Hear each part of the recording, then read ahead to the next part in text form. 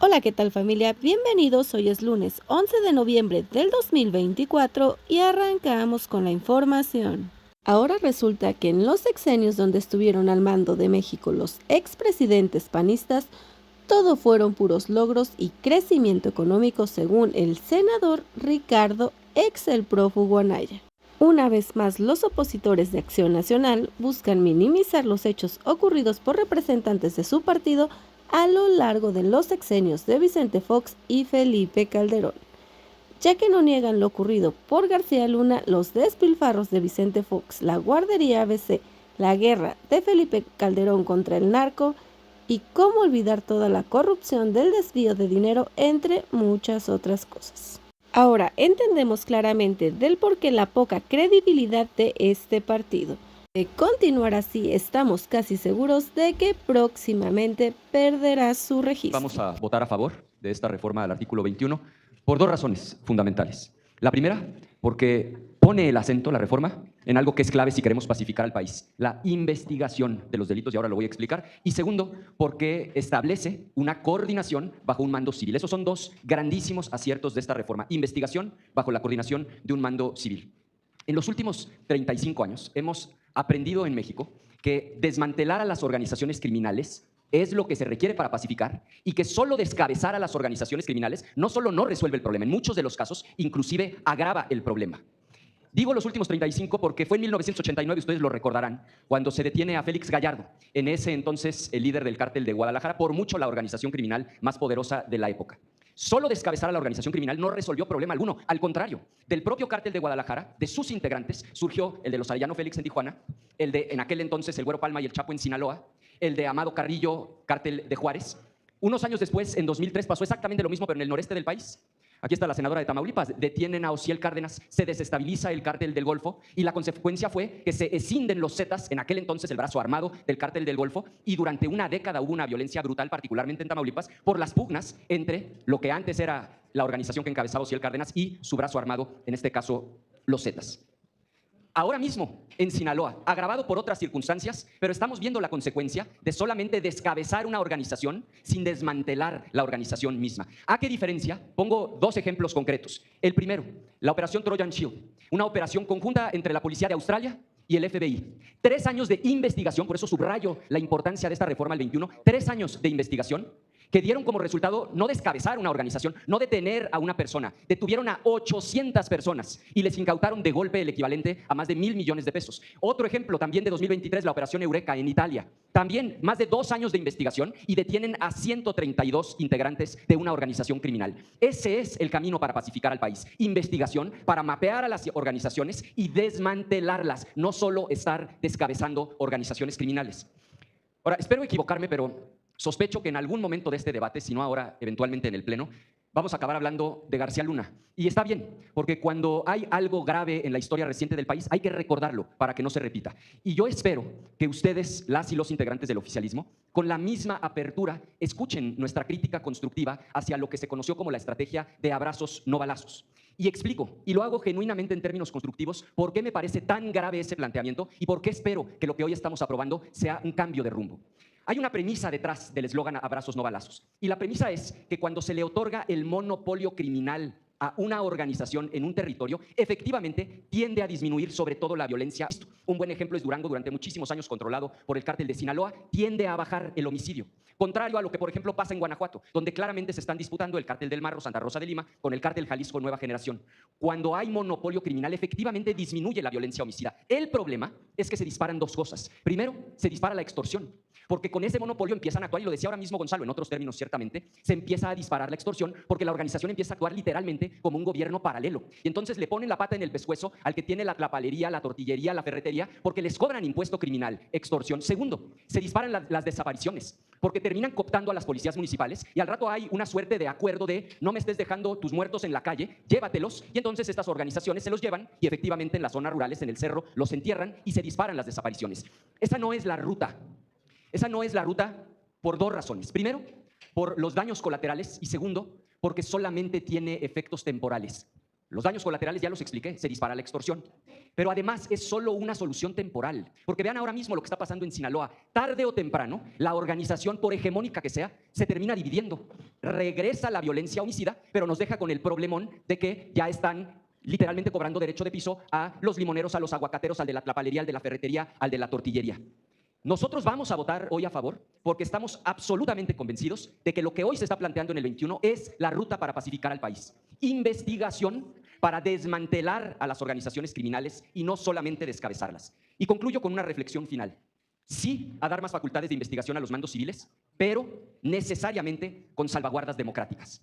Porque cuando se le dan facultades de investigación, herramientas poderosas, para que investiguen a los criminales, pero al rato se utilizan para estar espiando opositores, para estar espiando periodistas, se distorsiona el objeto de la reforma. Y esta mala práctica no distingue colores. Acuérdense de Pegasus, aquí habemos varios que fuimos víctima de ese sistema de espionaje, y aún durante el sexenio anterior, hasta morenistas, no menciono nombres para no generar controversia, pero más de alguno de los que están aquí presentes en esta comisión, no solo en este Senado de la República, fueron víctimas de espionaje desde el gobierno. Entonces, sí a un mando civil, sí a facultades de investigación para desmantelar y sí también a que en la ley secundaria establezcamos salvaguardas democráticas para que el objetivo de la reforma se cumpla y sea pacificar al país. Por eso nuestro voto será a favor.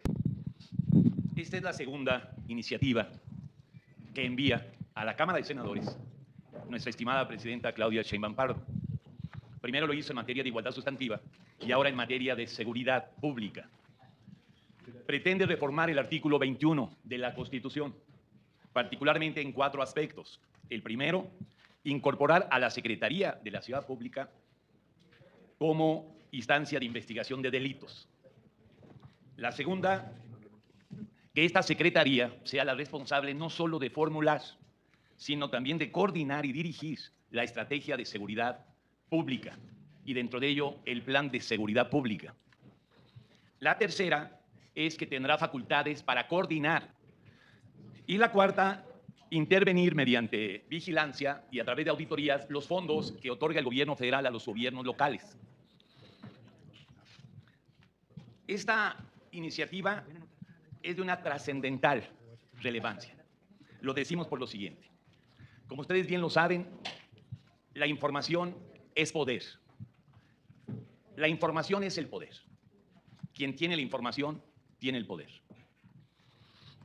Estas tareas de investigación a las que ahora se va a abocar la Secretaría de Ciudad Pública en materia de delitos permite fortalecer un fenómeno crucial.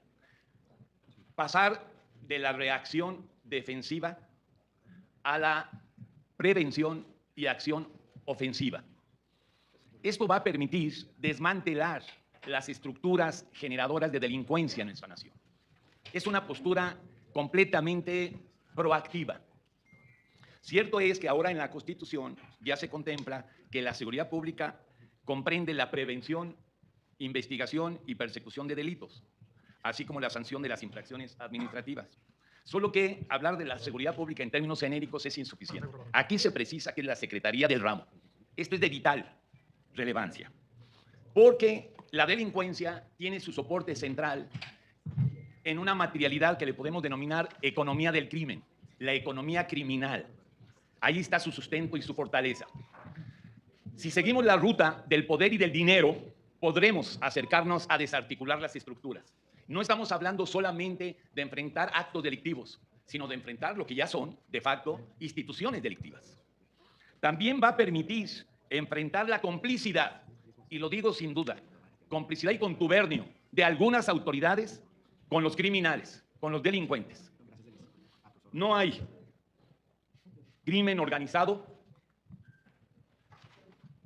si no tuviésemos un Estado insuficientemente organizado.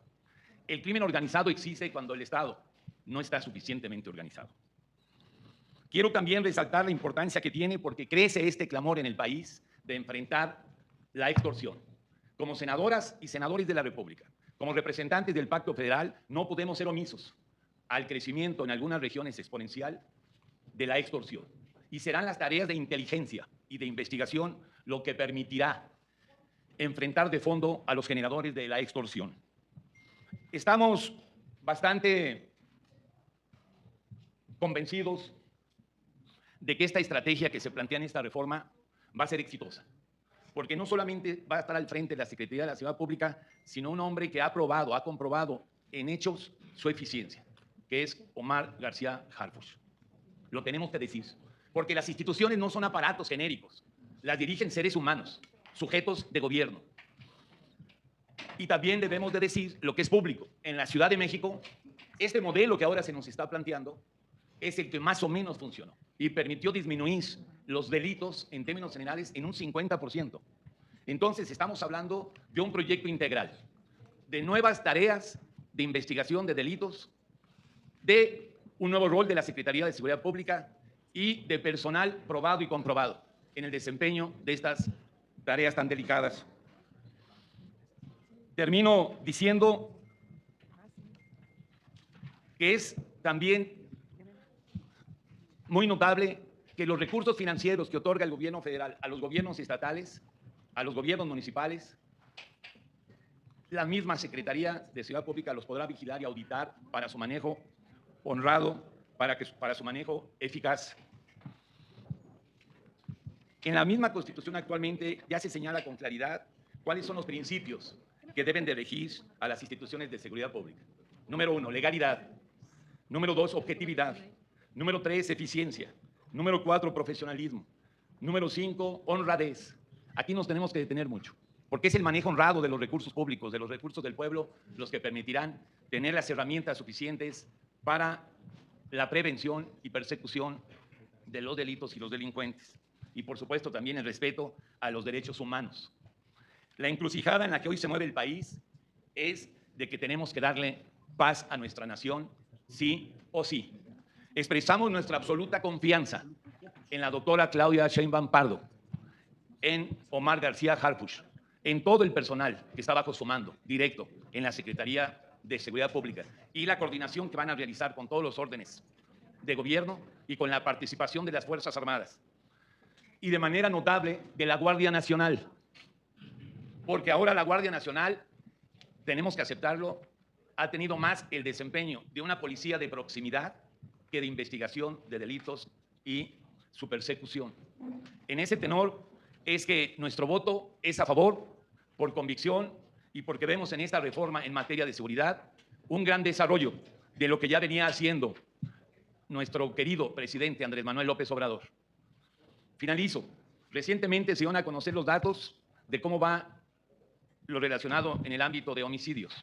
Y con Andrés Manuel se pudo disminuir alrededor del 16%. Y ya en el gobierno de la doctora Claudia ya se disminuyó más el cometimiento de estos delitos.